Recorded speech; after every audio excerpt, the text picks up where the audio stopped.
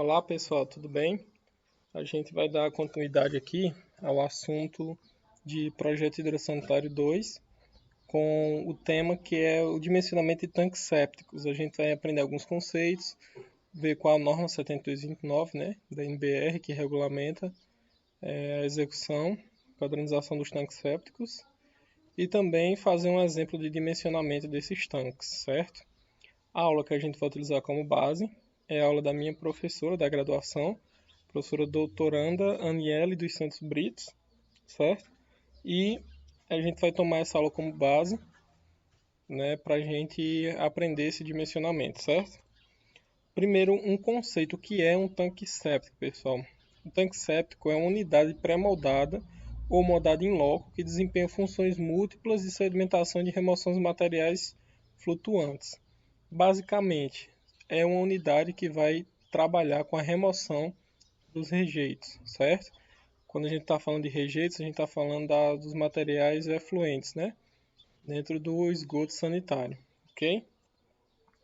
A norma que a gente vai se basear, né, é a NBR 7229, certo? Que indica que os tanques sépticos têm três principais atuações. São áreas desprovidas de rede pública coletora de esgoto, ou seja, quando eu não tenho uma cobertura da rede pública de esgoto, né, aquele esgoto condominial, a gente vai se valer do tanque séptico para a utilização desses locais. Ele também é utilizado como alternativa de tratamento de esgoto em áreas providas de rede coletora local, ou seja, quando a gente tem aquele tratamento local, a gente necessita um tratamento mais específico, a gente também utiliza os tanques sépticos, e também quanto à utilização de redes coletoras com diâmetro ou declividade reduzidos. Quando eu tenho essa necessidade, na verdade, essa operacionalidade, que eu não consigo uma declividade muito grande dos esgotos, eu também posso utilizar esse método aí do tanque séptico para a solução sanitária da minha edificação, certo? Aqui está o modelo de tanque séptico, certo? Entrada de esgoto à nossa esquerda. Tem o lodo concentrado embaixo, né? Como a gente já viu em aulas anteriores, quanto mais lodo, melhor a eficiência do sistema, né? Porque o lodo vai estar agregando, gerando, digamos assim, acumulando esses resquícios de matéria não desejada para o esgoto. A gente tem a nossa escuma, que escuma, pessoal, é diferente de espuma, porque a escuma é uma matéria densa, né? Essa assemelha o aspecto visual com a espuma, né? Só que ela é encontrada nos esgotos. Então ela tem uma espessura densa e geralmente é derivada de óleos e outras gorduras, né? Lipídios e tudo mais. Já as espumas, né, são produzidas mais por sabão ou detergente. Certo? Nós aqui a gente vai estar trabalhando com escuma, que é de esgoto, ok? À direita a gente tem a saída do efluente e também tem a parte superior, que é as aberturas para posto de visitas e também saída de biogás. Quais alguns critérios de distâncias, pessoal? Devem ser localizados no mais próximo possível do banheiro, ok? Com a tubulação mais reta possível e com o mínimo de 15 metros abaixo de qualquer manancial de água. Ou seja, tem que estar distante, no mínimo 15 metros abaixo de qualquer manancial, como poço, cisterna, né? Qualquer tipo de manancial, até o próprio lençol freático tem que estar essa distância mínima, ok? De profundidade. Agora, com relação às distâncias horizontais, a gente tem aqui 1,5 m de construções, o limite terreno, sumidouros, vales de filtração e ramal predial de água.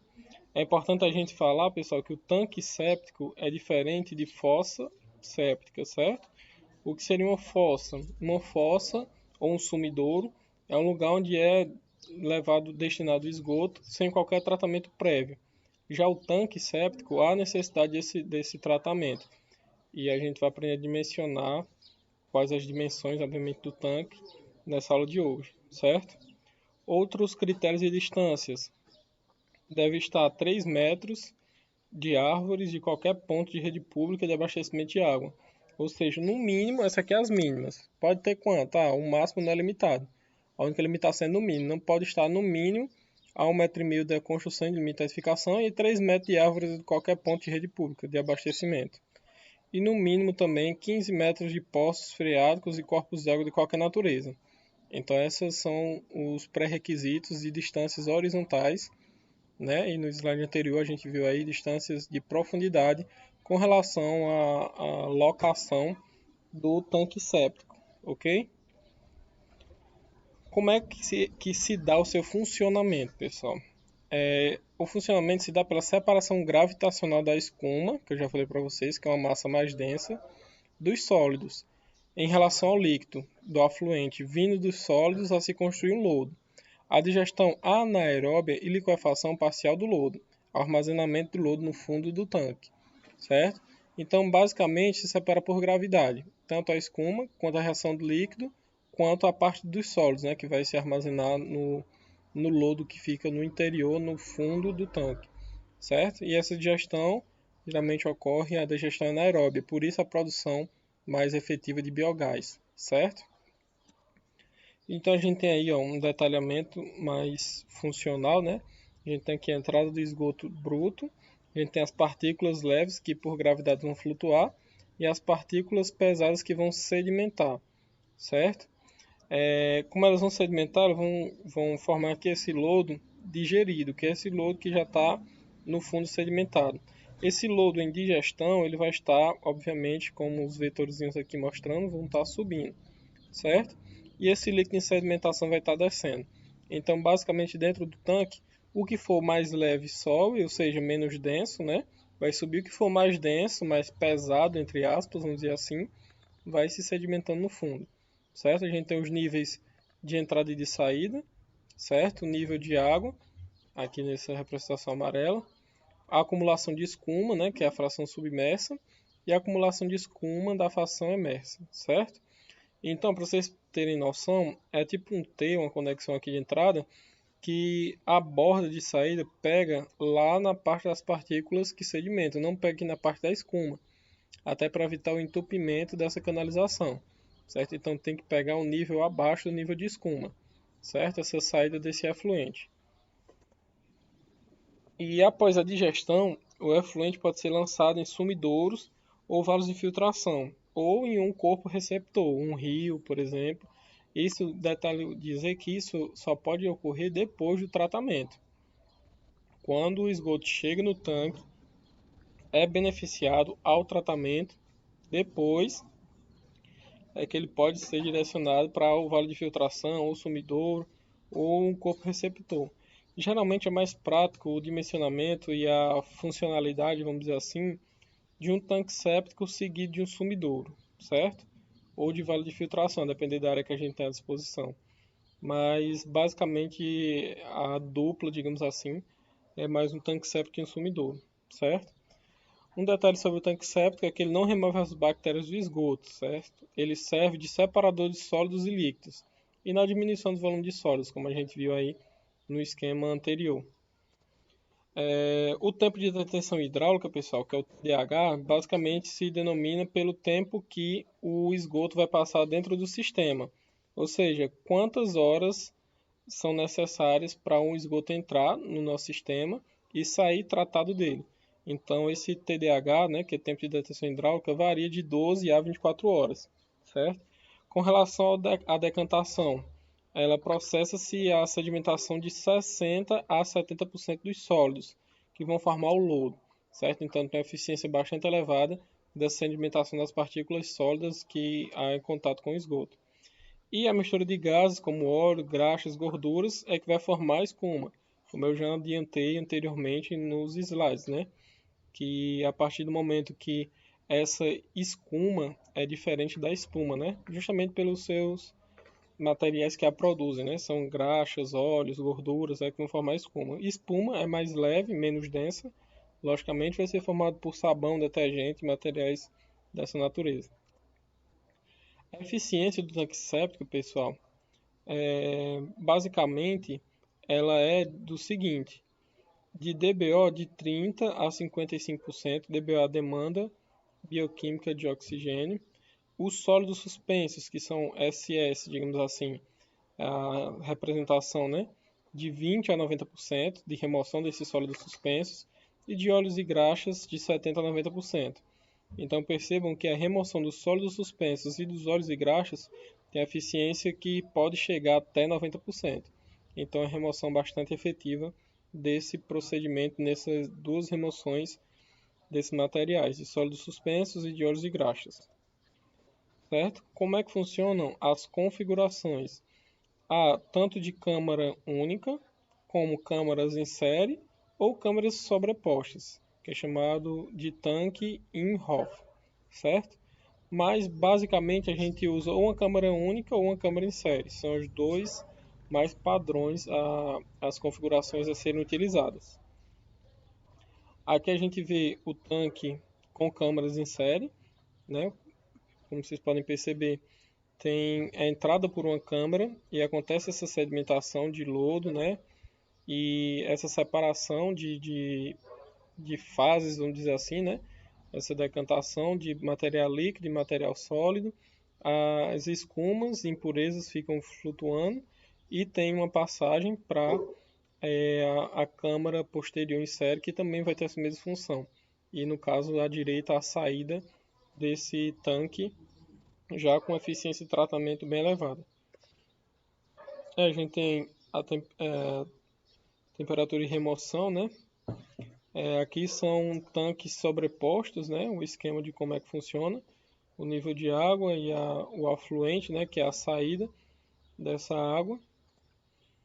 E a gente tem aqui os tanques com câmaras únicas, né? Geralmente a gente tem aqui os material, trago tanto do Azevedo Neto quanto do Vieira Sobrinho, trazendo aí uma comparação de parâmetros, né?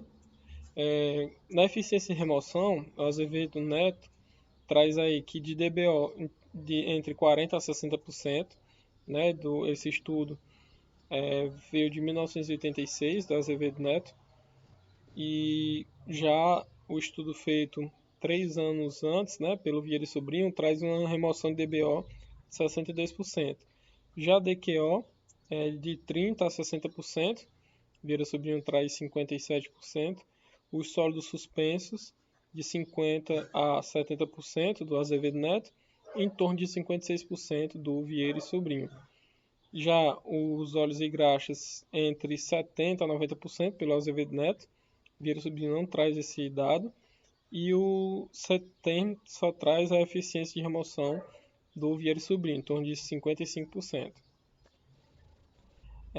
Agora, pessoal, a gente vai fazer a aplicação do sistema, certo? Como é que funciona na prática esse sistema de tratamento de tanques sépticos? Para aplicar-se o tratamento de esgoto doméstico em casos plenamente justificados do esgoto sanitário. O tratamento de despejos de hospitais, clínicas, laboratórios de análises clínicas, de posto de saúde, deverá ser submetido à apreciação das autoridades sanitárias ambientais competentes, certo? Para aplicação. Mesmo em caso que haja admitido o tratamento de esgoto sanitário com a presença de substâncias tóxicas, cuidados especiais devem ser tomados na disposição final do lodo, ok? Então a gente tem o sistema individual, que a rede coletora vai trazer para a fossa séptica, né? Como a gente já viu ao longo da aula, o nome correto é tanque séptico, para não haver essa alusão à fossa, né? Já que é um tanque, é um sistema de tratamento. Então vai pegar aqui tanto do ralo da pia, da cozinha, quanto do banheiro, né? E dessa área de serviço pequenininha aqui de fora, e vai levar para essa fossa séptica, nesse tanque séptico.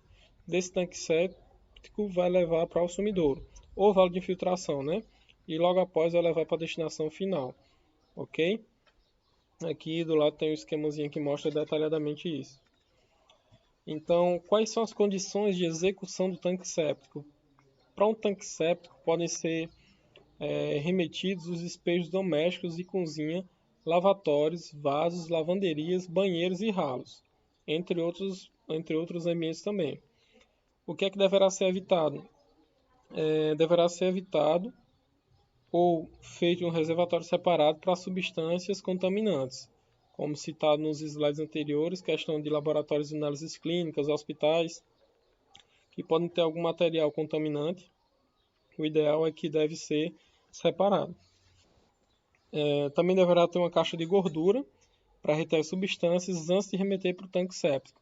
Então é de suma importância que haja essa caixa de gordura, para facilitar essa questão de tratamento, né, das gorduras antes do tratamento séptico, mais uma separação, certo, dos materiais.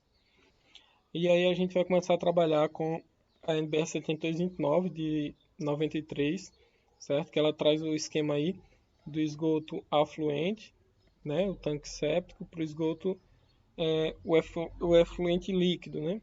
Tem tratamentos complementares, tanto pode ser filtro anaeróbico, filtro de areia, vale de infiltração, escoamento, desinfecção, enfim. Ou por digestor, leite de secagem e estação de tratamento de esgoto, certo? Então, algumas alternativas para esses tratamentos complementares são para a disposição final o poço absorvente, que é um sumidouro, vale de filtração, corpo de água, sistema público. Já para um digestor, o leite de secagem seria um aterro sanitário ou um campo agrícola, certo? Essa parte aqui de digestor, leite de secagem, estação de tratamento de esgoto, é mais voltada para a parte do lodo, certo? Já para o líquido, né, a parte sólida, digamos assim, o lodo. Já para o líquido, que é a parte mais do esgoto, né, tem esses todos os tratamentos, certo? E pessoal, a gente vai agora para a parte prática, que é o dimensionamento do tanque séptico. Como é que a gente vai saber qual volume, quais as dimensões desse tanque que precisam ser empregadas para a nossa edificação, certo? A fórmula é bem simples. O volume do tanque vai ser igual a 1000 mais N, que quer dizer o número de pessoas ou unidade de contribuição, quantas pessoas estão contribuindo para aquele esgoto, certo? Que multiplica, entre parênteses, C, que é a contribuição dos despejos em litro por pessoa dia, ou em litro por unidade dia, que tem na tabela 1, que a gente vai já verificar. E esse C dentro da equação multiplica o T, que é o tempo, o período de detenção em dias, né? Mais o K, que o K é a taxa de acumulação do lodo digerido em dias, que equivale ao tempo de acumulação do lodo fresco, que também está na tabela 3, vezes LF, que LF é a contribuição do lodo fresco em litro por habitante e dias, que também está presente na tabela 1. Então, basicamente, a gente precisa calcular a quantidade de pessoas que estão contribuindo aí nesse nosso sistema de tanque séptico, analisar qual a taxa per capita, que é o C, de contribuição, de litros por habitantes, ver qual o período de detenção e a taxa de acumulação e, por consequência, analisar o lodo fresco, certo? A contribuição do lodo fresco. A gente vai ter que analisar 3 tabelas da NBR 7229, tabela 1, 2 e 3, e fazer o cálculo de quantidade de pessoas que estão contribuindo para esse esgoto. Aí a gente encontra o valor do volume e a partir do volume a gente faz o dimensionamento do tanque, certo? A tabela 1, pessoal, a gente tem aí dividido, tem dois parâmetros aí. A contribuição diária, que é o valor de C da nossa equação, e também o lodo fresco, LF, né? Que por tipo ou período ocupante. Então, aqui da nossa equação, o C daqui, que é a taxa de contribuição, e o LF a gente já vai encontrar na tabela 1, assim como em parênteses aqui está explicando. Então, ó, se o nosso tipo for um prédio residencial, a gente vai analisar o seguinte: qual o padrão desse prédio residencial? É um padrão alto, é um padrão médio, é um padrão baixo? O que é que isso implica dizer? Quanto maior o padrão econômico, isso aqui, tá certo, pessoal?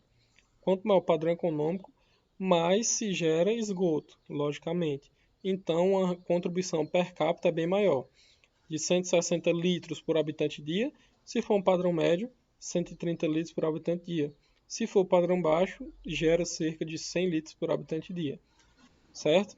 A gente tem aqui hotéis, alojamentos provisórios e a gente tem também outros tipos de edificações, como também fábricas em geral, escritório, escolas, né, e locais de longa permanência, bares, restaurantes, cinemas. Enfim, na tabela 1 a gente vai ver a unidade, né, que ela tá, é por pessoa, ou é por lugar, ou é por bacia sanitária. Por exemplo, restaurante é por refeição. Então a gente precisa desses parâmetros, né, que serão fornecidos na questão para a gente saber qual é a taxa de contribuição, certo? Por exemplo, se eu digo que tem 10 pessoas numa residência e que essa residência é de padrão médio, então eu vou ter que pegar 10 pessoas vezes a quantidade de contribuição de cada uma delas, que é 130 litros por habitante e dia. Então, a gente vai ter aí 10 vezes 130, 1.300 litros por habitante ao longo de um dia, que é produzido de esgoto, certo? E, consequentemente, aqui na última coluna, a gente tem o LF, o valor do lodo fresco. Qualquer tipo de edificação residencial, independente do padrão, a contribuição do LF é de 1, certo? E, consequentemente, a depender do tipo de edificação que a gente está fazendo, esse LF vai variar aqui, certo? Na tabela 2, pessoal, a gente tem aqui o período de detenção dos despejos por faixa de contribuição, certo? A contribuição, pessoal, se for até 1.500 litros, então uma tabela depende da outra. Eu primeiro calculo aqui quantas pessoas e quantos litros cada pessoa vai contribuir para esse esgoto. Se esse valor for até 1.500 litros, eu tenho aqui um tempo de detenção de um dia ou 24 horas. Aí vem a dúvida: qual o valor que a gente vai usar na nossa equação? Seria o valor do tempo de detenção em dias ou em horas? Vamos voltar lá para a equação. O período de detenção, pessoal, aqui ó, do T é utilizado em dias, certo? Então aqui, para nosso exemplo, se por acaso a gente tivesse uma contribuição de 1.500 litros, a gente usaria 1 ao invés de 24, porque 1 está em dias, 24 está em horas. O que a gente precisa para desenvolver nossa equação é o período em dias, certo? Então, de 1.501 a 3.000, 0,92 dias. De 3.001 a 4.500, 0,83. 4.501 a 6.000, 0,75. 6.001 a 7.500, 0,67. 7.501 a 9.000, 0,58. E maior que 9.000, 0,50. Certo? Esses valores de em dias da tabela 2 é que a gente vai utilizar na nossa equação. Na tabela 3, a gente tem a taxa de acumulação total de lodo, que é o valor de K, certo? Em dias por intervalo de limpeza e temperatura do mês mais frio. Então, a gente tem que fazer duas correlações. Primeiro, qual a temperatura média do mês mais frio daquela localidade. E depois, quantos anos é feita a limpeza, qual o intervalo de limpeza desse tanque séptico. Então, a gente vai analisar aqui, por exemplo, se for um intervalo de um ano, a cada ano eu vou ter que limpar meu tanque. Eu tenho essa primeira linha como possíveis soluções para a gente colocar na nossa equação. E se a partir desse um ano eu tenho que verificar qual outro parâmetro, a temperatura. Se a temperatura for menor ou igual a 10 graus Celsius, eu tenho que utilizar o valor 94 como fator de acumulação K. Se a nossa temperatura estiver entre 10 e 20 graus, eu vou usar 65. Se essa temperatura for maior que 20, a gente vai usar 57 graus, certo? 57 que é o parâmetro aqui, em graus, está só essa temperatura aqui em cima, certo, pessoal? Esses valores aqui são adimensionais. A gente vai correlacionar o tempo de limpeza com a temperatura do dia mais frio do ano. A gente extrai o valor da tabela 3. Para a tabela 4, a gente vai agora ver a profundidade útil mínima, né? Nos pré-requisitos anteriores, a gente só viu os valores até a tabela 3. E a partir da tabela 4 agora, a gente vai ver o volume útil.